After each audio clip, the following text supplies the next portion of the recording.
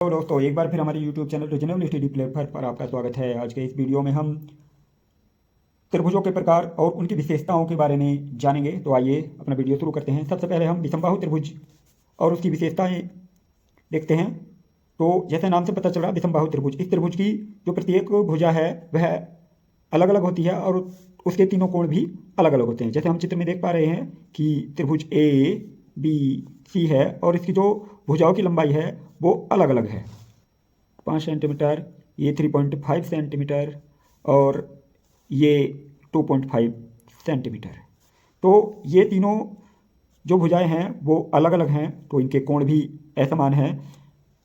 इसकी विशेषता है कि जो सबसे बड़ी भुजा है उसके सामने का जो कोण है, जैसे कोण बी है, बड़ी भुजा AC है और इसके सामने का कोण बी है, तो यह कोण सबसे बड़ा होगा क्योंकि इसके सामने की भुजा सबसे बड़ी है। उसी प्रकार जो सबसे छोटी भुजा है जो कि AB है, तो इसके सामने का जो कोण C है वो सबसे छोटा होगा। इसके अपोजिट भी आप कह सकते हो कि सबसे छोटी पे कोण के सामने की भुजा सबसे छोटी तथा सबसे बड़े कोण के सामने की भुजा सबसे बड़ी होती है।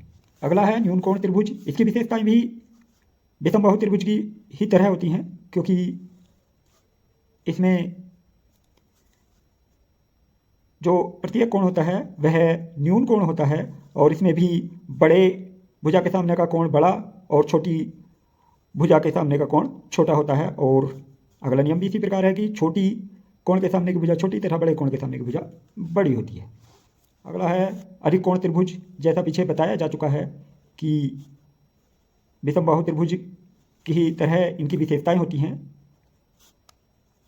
इसमें B पर अधिक कोण है। ऐसा त्रिभुज जिसमें एक कोण अधिक कोण हो तो वह अधिक कोण त्रिभुज कहलाता है। और इसकी विशेषताएं भी न्यून कोण त्रिभुज या विषमबाहु त्रिभुज के समान है कि बड़े कोण के सामने की भुजा बड़ी और छोटे कोण के सामने की भुजा छोटी होगी, तथा इसके अपोजिट छोटे कोण के सामने की भुजा छोटी और बड़े कोण के सामने की भुजा बड़ी होगी। अगला है समद्विबाहु त्रिभुज और उसकी विशेषताएं। समद्विबाहु जैसे नाम से पता चल रहा है, सम माने बराबर, द्वि माने दो, बाहु माने भुजाएं। ऐसा त्रिभुज जिसकी दो भुजाएं बराबर हो। यहाँ त्रिभुज ABC है और इस त्रिभुज ABC में यह भुजा 2.5 सेंटीमीटर और ये भुजा 2.5 सेंटीमीटर तथा जो तीसरी भुजा है वो 3 सेंटीमीटर है। तो इसकी दो भुजाएं समान होती हैं और दोनों जो समान भुजाएं हैं उन समान भुजाओं के जो सामने के कोण हैं, जैसे यहाँ कोण B और यहाँ कोण C, वे दोनों कोण भी समान होंगे। और इसके विपरीत है कि समान जो कोण हैं उनके सामने की जो भुजाएं हैं वे भी समान ही होती हैं। जो ये समान भुजाएं हैं इनसे बना जैसे शीर्ष A है और उस शीर्ष से का जो लंबरधक है, यदि हम इस शीर्ष का लंबरधक करेंगे तो वो जो असमान भुजा है उस पर लंब होगी तथा उसको दो भागों में विभाजित करेगी, अर्थात BD बराबर CD होगी। आधार की जो माध्यिका है वो आधार पर लंब होती है, जैसा भी बताया गया है कि यह माध्यिका भी है क्योंकि यह इसे दो भागों में विभाजित करेगी। तो मध्य बिंदु और सम्मुख शीर्ष को मिलाने वाला जो रेखाखंड है वो माध्यिका होता है।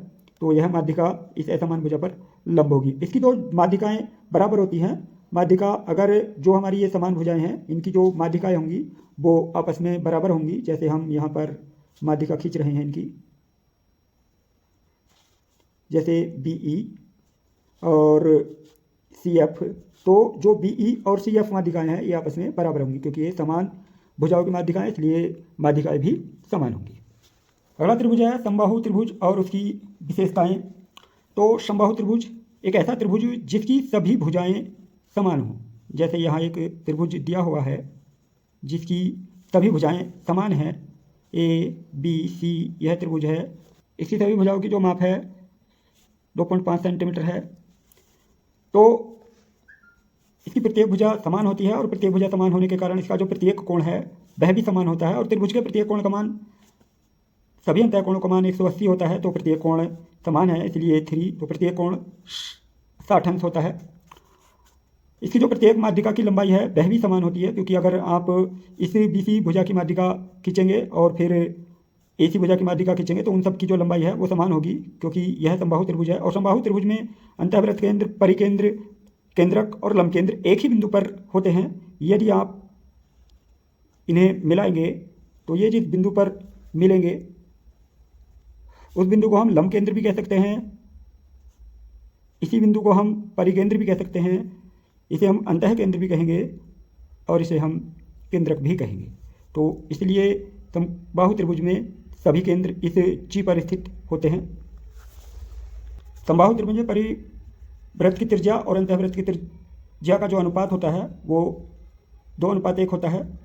परिवृत्त की त्रिज्या अंतःवृत्त की त्रिज्या की दुगनी होती है और इनका जो परिवृत्त की त्रिज्या ज्ञात करने का सूत्र है भुजा बटे √3 और अंतःवृत्त की त्रिज्या ज्ञात करने का सूत्र है भुजा बटे 2√3।